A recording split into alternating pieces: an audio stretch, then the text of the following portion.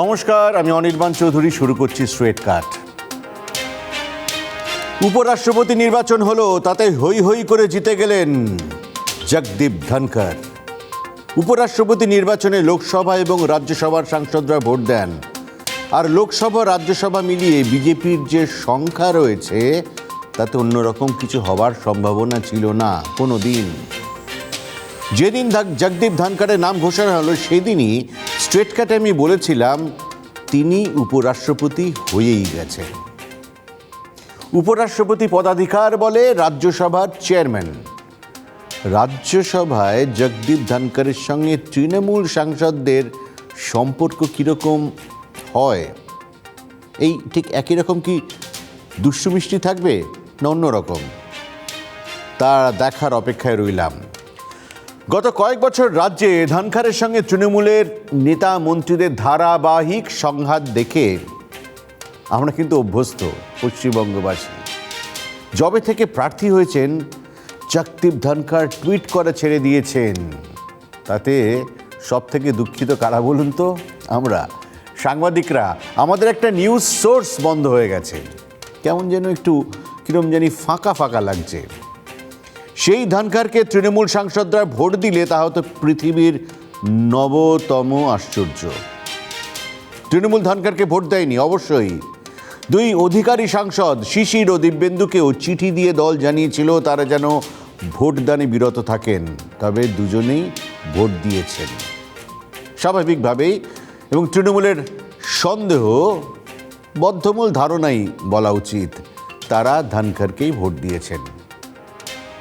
কিন্তু তৃণমূলের ভোটদানে বিরত থাকা মানেও তো কার্যত ধনখড়কেই সাহায্য করা, তাই নয় কি? বাম ও কংগ্রেস এই প্রশ্ন তুলেছে, সঙ্গে তারা জুড়ে দিয়েছে সেটিংয়ের তত্ত্ব। সেটিং বছর 10 আগে একটা সিমেন্ট কোম্পানির বিজ্ঞাপনের টিজারে এই কথাটা ব্যবহার হয়েছিল। বামেরা তা পরবর্তীকালে হাইজ্যাক করে। তারপর তারা বিজেপির সঙ্গে তৃণমূল সরকারের আঁতাতের অভিযোগ তুলেছে বারবার, আর প্রতিবারই এই সেটিং শব্দটি ব্যবহার করেছে। উপরাষ্ট্রপতি নির্বাচনে তৃণমূলের ভোট না দেওয়ার সিদ্ধান্ত, সেখানে কিন্তু ফের সেটিং শব্দটা ব্যবহারের সুযোগ করে দিয়েছে। তারপর মমতা বন্দ্যোপাধ্যায় দিল্লি গেছেন। তিনি গেছেন পশ্চিমবঙ্গের মুখ্যমন্ত্রী হিসেবে, দেশের প্রধানমন্ত্রীর সঙ্গে দেখা করতেই পারেন, কিন্তু বামেরা বলতে শুরু করেছে তৃণমূল নেত্রী বিজেপির সর্বোচ্চ নেতার সঙ্গে দেখা করতে গেছেন। কেন? সেটিং করতে। বামেরা তাই বলছে, আর রাজ্য বিজেপি ভুগছে সেটিং সংশয়ে। নেতাদের মনেও কিন্তু আতঙ্ক, সেটিং হয়ে যাচ্ছে না তো? যে ফেডারেল স্ট্রাকচার আমাদের, সেই ফেডারেল স্ট্রাকচারে একজন মুখ্যমন্ত্রী চাইলেই প্রধানমন্ত্রীর সাথে দেখা করতে পারেন। আতাতের প্রশ্ন আসছে কেন? মুখ্যমন্ত্রী প্রধানমন্ত্রী দেখা করতে পারেন না? ওনাদের মন্ত্রী আসতেন না? সেটা অন্য জিনিস।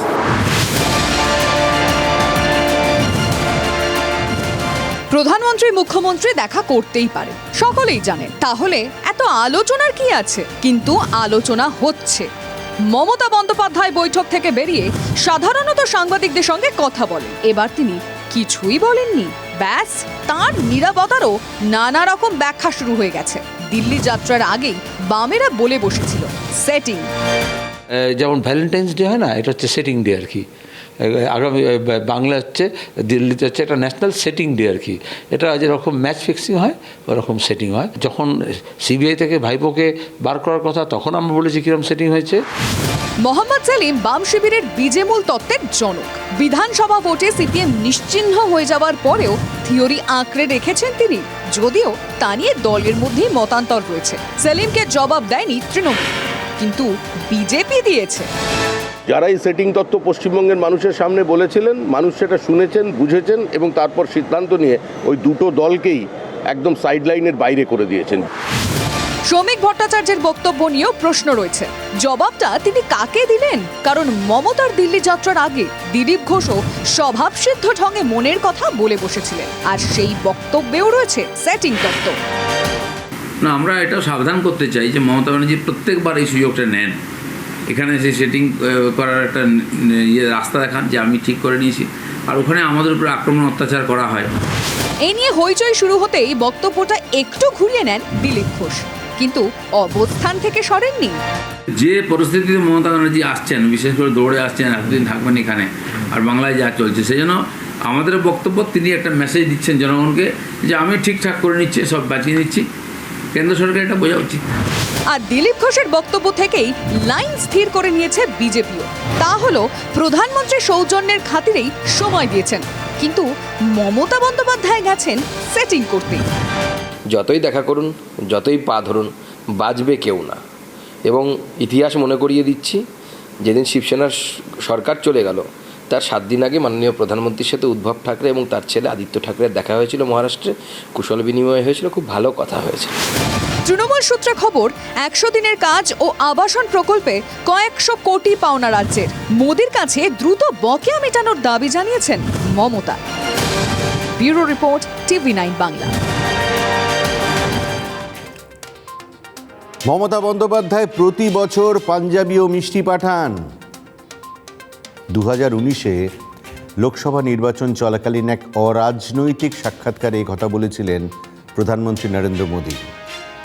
সংবাদ সংস্থা ANI-এর হয়ে সাক্ষাৎকারটি নিয়েছিলেন, আপনাদের মনে থাকবে, অভিনেতা অক্ষয় কুমার।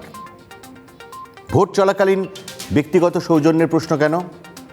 কি প্রমাণ করতে চাইছেন প্রধানমন্ত্রী?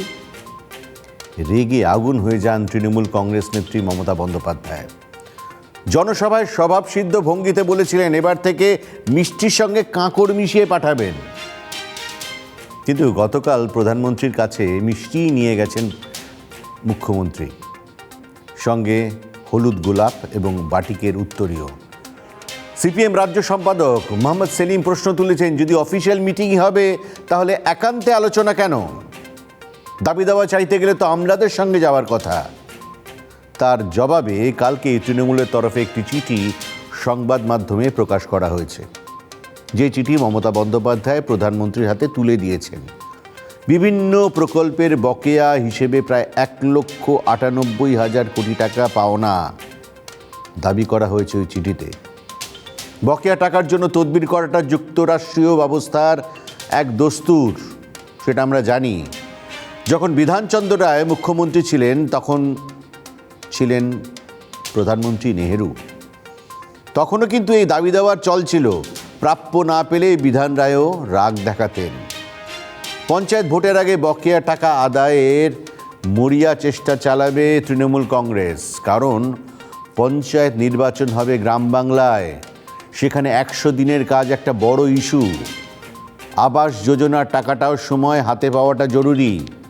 এই টাকা পেলে ভোটের আগে উন্নয়নের কাজ করে দেখানোর সুযোগ থাকছে তৃণমূলের সামনে।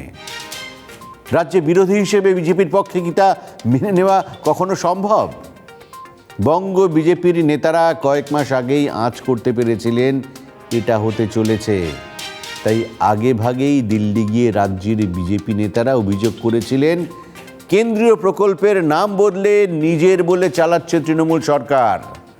মানুন বা না মানুন, মোদি মমতার সাক্ষাৎ নিয়েও রাজ্য বিজেপি নেতাদের মধ্যে কিন্তু একটা চাপা উদ্বেগ অবশ্যই রয়েছে। শুক্রবার 45 মিনিট বৈঠক হয়েছে। আজ রাষ্ট্রপতি ভবনে স্বাধীনতার অমৃত মহোৎসব, সেই হিসেবে একটা বৈঠক ছিল, সেখানেও ফের দেখা হয়েছে। রবিবার নীতি আয়োগের বৈঠকে আবার দেখা হবে। বারবার দেখা করে মমতা যদি বকেয়া আদায় করে ফেলেন, যদি রাজ্যবাসীর কাছে এই বার্তা যায় বিজেপি তৃণমূল বন্ধুত্ব হয়ে গেছে, সম্ভবত এই আশঙ্কাতেই ভুগছেন রাজ্যের বিজেপি নেতারা। জানিয়ে ব্যঙ্গ করার সুযোগ হাতছাড়া করছে না তৃণমূল কংগ্রেস। প্রধানমন্ত্রী এক দলের, মুখ্যমন্ত্রী আমাদের তৃণমূল ধরের সুপ্রিমো, তাদের বৈঠক হলে এখানে সংগঠন দুর্বল হবে, মানে এই যে একটা ভাবনা চিন্তা, তার থেকেই বোঝা যায় ওদের দলের প্রতি, এজেন্সির প্রতি, আদালতের প্রতি, প্রধানমন্ত্রীর প্রতি, হোম মিনিস্টারের প্রতি, তাদের সকল কারুর প্রতি ওদের কোনো ওরা সন্দিগ্ধ আর কি। এটা কি বিজেপির জেনমিন উদ্বেগ নাকি রাজনৈতিক চাপ তৈরির কোনো কৌশল? দ্বিতীয়টা হলেও অসম্ভব নয়, কারণ বাংলার বিজেপি নেতারা সংবাদ মাধ্যমে যা বলছেন দলের মিটিংয়ে তা বলছেন না। আমরা খবর পেয়েছি, হয় কেন্দ্রীয় নেতৃত্বের কাছে তার অভিযোগ করতে ভয় পাচ্ছেন, কারণ শাহ নাড্ডা ইতিমধ্যেই জানিয়ে দিয়েছেন রাজ্যে নিজের লড়াই নিজেদেরই লড়তে হবে, কেন্দ্রের ভরসায় থাকলে চলবে না। আবার এমনও হতে পারে মমতা বন্দ্যোপাধ্যায়ের দিল্লি সফরের বিরোধিতা করে তৃণমূল নেতাদের মনে সংশয় তৈরির চেষ্টা করছেন। এই চাপের পাল্টা চাপ যাকে বলে, পুরোটাই সফিস্টিকেটেড স্লেজিং, সেটাও বলা যেতে পারে। কারণ আমরা খবর পেয়েছি ঘরোয়া বৈঠকে মোদি মমতা বৈঠক নিয়ে টু শব্দটি করেননি বাংলার বিজেপি নেতারা।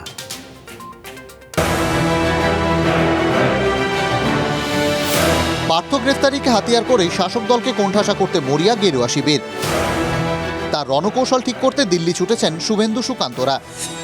দফায় দফায় চলছে বৈঠক, তার মধ্যে বাংলার বিধায়কদের নিয়ে ভার্চুয়াল মিটিং করলেন জেপি নাড্ডা। কিন্তু মজার কাণ্ড, নাড্ডার সামনে মুখে কুলুপ এঁটে রইলেন বিধায়করা।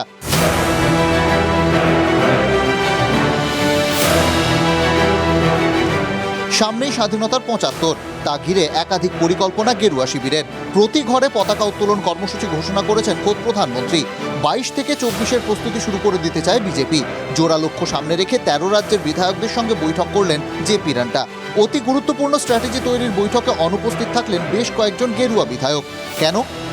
আমাদের কোন কোন বিধায়করা উপস্থিত ছিলেন, কোন কোন বিধায়করা অনুপস্থিত ছিলেন, তাদের সাথে ফোনের মাধ্যমে যোগাযোগ করে নিয়ে আমরা নিশ্চয়ই খোঁজ খবর নেব। সেটা এখনও জানা যায়নি, যখন জানা যাবে তখন আপনাদেরকে জানানো হবে। এখনও আমরা যোগাযোগ করিনি, কেননা মিটিংয়ে কারা উপস্থিত ছিল, 13টা রাজ্যের মিটিং হয়েছে একসাথে, সেখানে কেউ উপস্থিত ছিল কেউ উপস্থিত ছিল না, সেটা চট করে বের করা কঠিন ব্যাপার আছে, সেটা বের করে আমরা দেখব। শুধু অনুপস্থিতি নয়, এই মুহূর্তে পার্থকাণ্ডে তোলপাড় রাজ্য। চরম অস্বস্তিতে শাসক শিবির, গেরুয়া শিবির তাকে হাতিয়ার করতে মরিয়া। এমন পরিস্থিতিতে সর্বভারতীয় সভাপতি বাংলার বিধায়কদের কাছে সমস্যার কথা শুনতে চান। কিন্তু মমতা মোদী বৈঠক নিয়ে দিল্লি দরবার করে আসা শুভেন্দু অধিকারী হন বা বাকিরা, মুখ খোলেননি কেউই। এই যে প্রোগ্রাম তা সেখানে সেই প্রোগ্রামের মধ্যে তো আমরা এইভাবে বলতে পারবো না, এবং বিভিন্ন 13টা রাজ্যের এমএলএ সেখানে আছে, সেখানে এইভাবে বলা যায় না আমাদের রাজ্যে কী প্রবলেম না প্রবলেম। ঘরের ভেতরের হাঁড়ির খবর আমরা বাইরের রাজ্যতে দেবো না, এটাই আমি মনে করি। অ্যাজ এ টিম ম্যান হয়ে আমি এটা মনে করি, এবং তাই আমরা সবাই সেটাই আলোচনা করলাম যে আমরা কেন বলতে যাবো এখানে, এবং বললামও না। এদিন অমৃত মহোৎসব নিয়েও প্রত্যেক বিধায়ককে টার্গেট বেঁধে দেন জেপি নাড্ডা। প্রতি ঘরে তেরঙ্গা উত্তোলন করতে হবে। 9ই আগস্টের মধ্যে বিধায়কদের নিজেদের এলাকায় টার্গেট চিহ্নিত করতে হবে। টার্গেট পূরণ করতে জেলা সভাপতিদের সঙ্গে কথা বলতে হবে। 9 থেকে 11 তারিখের মধ্যে সোশ্যাল মিডিয়ায় প্রচার করতে হবে। যেসব রাজ্যে বিজেপি ক্ষমতায় নেই সেখানে স্কুল কলেজে কর্মসূচি পালন করতে হবে। 10, 11, 12ই আগস্ট বিধায়করা যুবকদের নিয়ে বাইক মিছিল করবেন। মিছিলের ছবি সোশ্যাল মিডিয়ায় পোস্ট করতে হবে।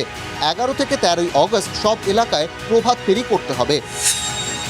স্বাধীনতা দিবস পালনের কর্মসূচি নিয়ে হাজারো কথা হলেও পার্থ ইস্যু নিয়ে কিন্তু এদিনের বৈঠকে টু শব্দও করা হয়নি। Bureau report, TV9 Bangla. Partha অর্পিতার ইডি হেফাজতের মেয়াদ শেষ হলো। দুজনেই আপাতত জেল হাজতে রয়েছেন, তদন্ত এগোচ্ছে। এবার এর রাজনৈতিক কৃতিত্ব নেবার প্রতিযোগিতা শুরু হবে বাম ও বিজেপির মধ্যে। যে কথা একটু আগেই বলছিলাম, পার্থর গ্রেফতারিকে দুভাবে প্রচারের কাজে ব্যবহার করা যেতে পারে। 1, তৃণমূল কত খারাপ, আর 2, দুর্নীতির পর্দাফাশের কৃতিত্ব কার। পাশাপাশি কিন্তু আরেকটা প্রশ্ন নানা মহলে ঘুরছে, নানা রকম আলোচনাও হচ্ছে। এরপরে কে, কোন নেতাকে নিয়ে রাজনৈতিক আলোড়ন হওয়ার সম্ভাবনা সবচেয়ে বেশি? সেই নেতা যিনি বেপরোয়া মন্তব্যের জন্য জনপ্রিয়, কিন্তু গত কয়েক মাস একেবারে চুপ করে রয়েছেন, একদম চুপ।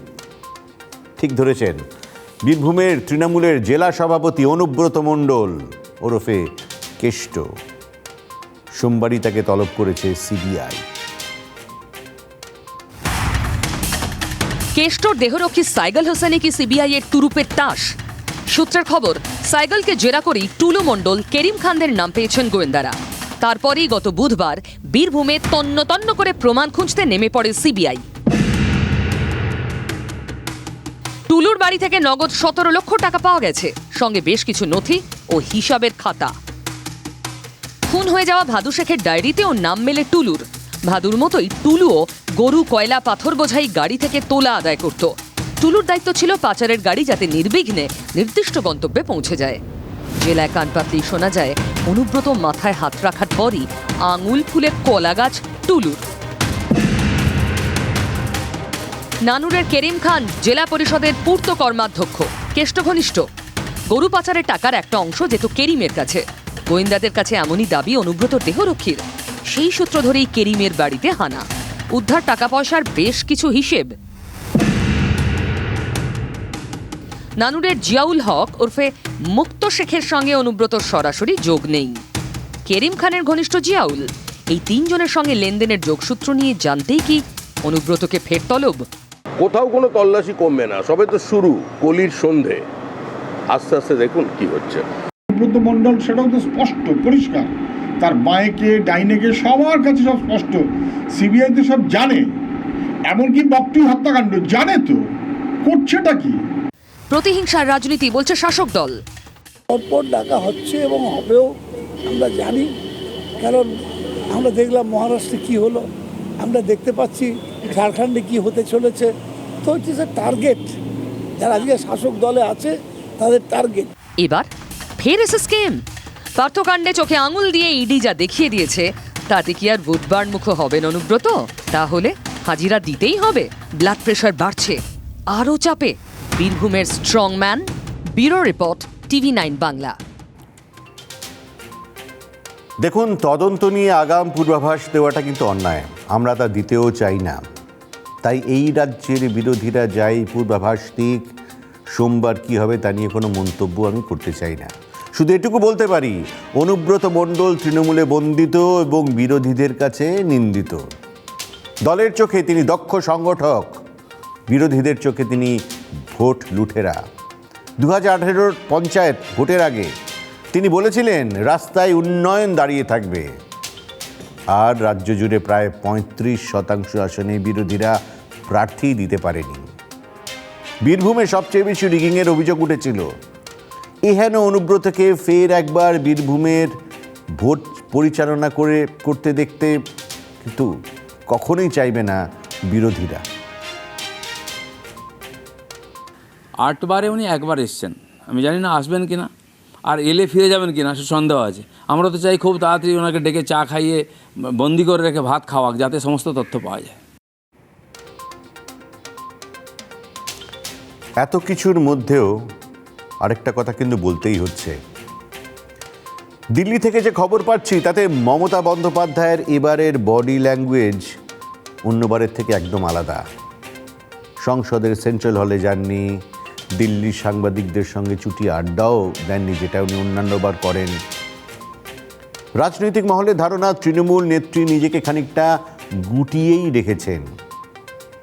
সম্ভবত পার্থ চট্টোপাধ্যায় ধরা পড়ার পর দলের ইমেজে যে কালি লেগেছে তাতে তিনি কিছুটা হলেও বিচলিত।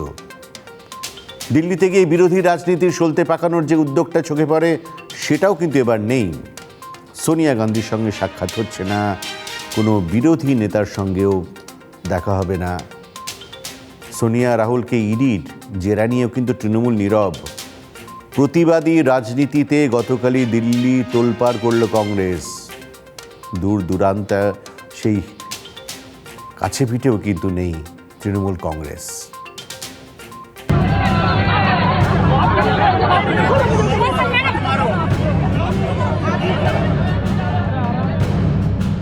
ন্যাশনাল হেরাল্ড মামলায় জেরবার কংগ্রেস, আন্দোলনে মূল্যবৃদ্ধি আর বেকারির বিরুদ্ধে।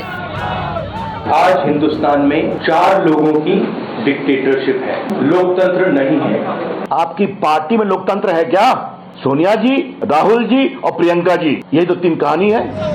রাহুলের সাংবাদিক সম্মেলনের পর সংসদ ভবন থেকে মিছিল শুরু করেন সোনিয়া গান্ধী। রাহুলের নেতৃত্বে মিছিল এগোয় রাষ্ট্রপতি ভবনের দিকে। বিজয় চাকের কাছে আটক করা হয় রাহুল সহ কংগ্রেস নেতাদের।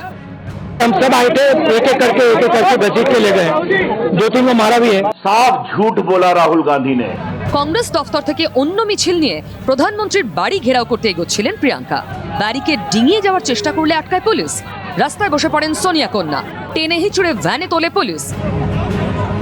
मोदी जी ने पूरे देश की संपत्ति अपने दोस्तों को दे दी है। दाल, आटा, चावल, सरसों का तेल, सब कुछ महंगा हो गया। गैस सिलेंडर कितनी उठा के ले जा रहे हैं? महंगाई और बेरोजगारी एक बहाना है, सही कारण है ईडी को धमकाना, डराना और परिवार को बचाना।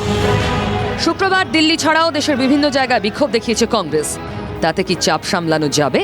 Bureau report, TV9 Bangla. Straight কাট আজ এ পর্যন্তই। আবার দেখা হবে সোম থেকে শনি প্রতিদিন রাত 10টায়। দেখতে থাকুন TV9 বাংলা, প্রথম থেকেই প্রথমে। Good bye.